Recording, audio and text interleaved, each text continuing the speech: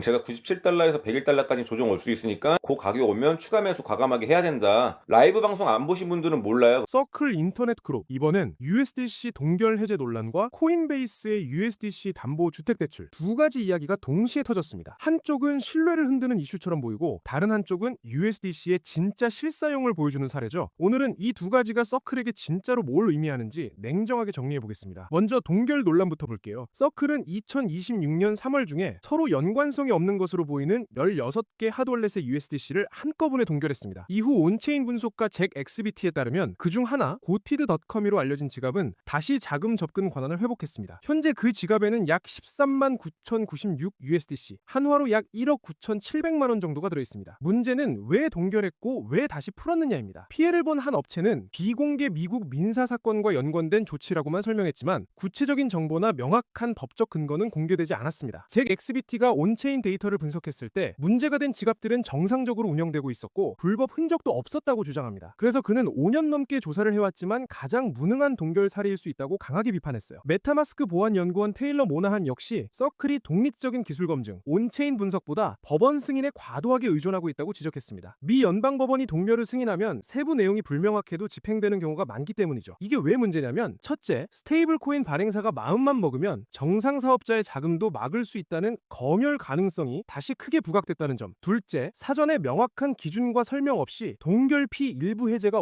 오락가락하면 USDC를 쓰는 기업, 프로젝트 입장에서는 언제든 내 지갑도 당할 수 있다는 불안이 커진다는 점입니다. 이걸 어떻게 봐야 하냐? 완전히 부정적으로만 볼 필요는 없습니다. 규제, 법원 명령을 무시하고 아무것도 안 하는 발행사는 아예 미국 내에서 사업을 못합니다. 서클이 법원 명령을 따라 동결에 협조하는 건 규제 친화 발행사 포지셔닝과 맞닿아 있어요. 하지만 지금 구조에선 법원 명령의 범위, 내부 컴플라이언스 기준, 온체인 포렌식 결과 이 세 가지가 어떻게 연결되는지 투명하게 드러나 있지 않습니다. 이번 사건은 USDC 자체의 담보 준비금을 흔든 게 아니라 누가 어떤 기준으로 USDC를 막을 수 있느냐는 거버넌스 신뢰를 흔든 사례에 가깝습니다. 결국 서클이 해야 할 일은 두 가지입니다. 동결 해제 기준과 절차를 공개하고 사후 설명, 소명 메커니즘을 더 투명하게 만드는 것. 기술적 온체인 분석과 법원 명령을 어떻게 함께 고려하는지 룰을 명확히 해주는 것. 이걸 제대로 못하면 USDC의 검열 리스크 내러티브가 커지고 디파이, 온체인 프로젝트들이 검열 불가용 자산 쪽으로 일부 이동하는 부작용이 나올 수 있습니다. 이제 두 번째, 완전히 다른 결의 뉴스입니다. 코인베이스가 미국 모기지 업체 베터 홈앤드 파이낸스와 손잡고 비트코인이나 USDC를 담보로 주택 계약금을 빌릴 수 있는 모기지 상품을 출시합니다. 구조를 간단히 설명하면 예비 주택 구매자가 코인베이스 계좌에 있는 비트코인 및 USDC를 담보로 대출을 받고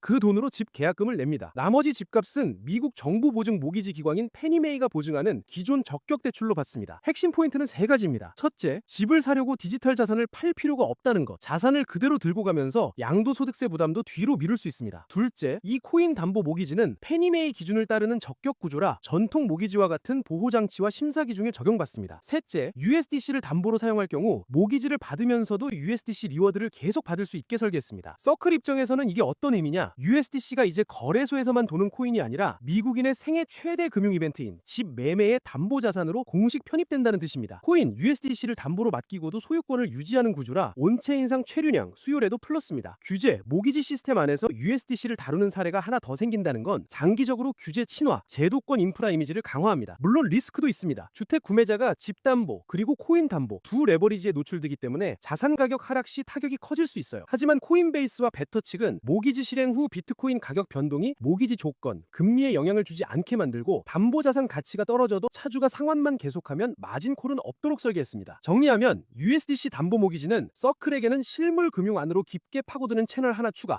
코인베이스에게는 USDC를 팔지 않고도 쓸 수 있게 만드는 락인 장치, 스테이블 코인 시장 전체에는 디지털 자산 주택 매매로 이어지는 새로운 수요 경로를 열어주는 사례입니다. USDC 동결 논란이 신뢰와 거버넌스 리스크를 드러냈다면 USDC 담보 모기지는 실사용과 인프라 확장의 또 다른 얼굴을 보여주는 셈이죠.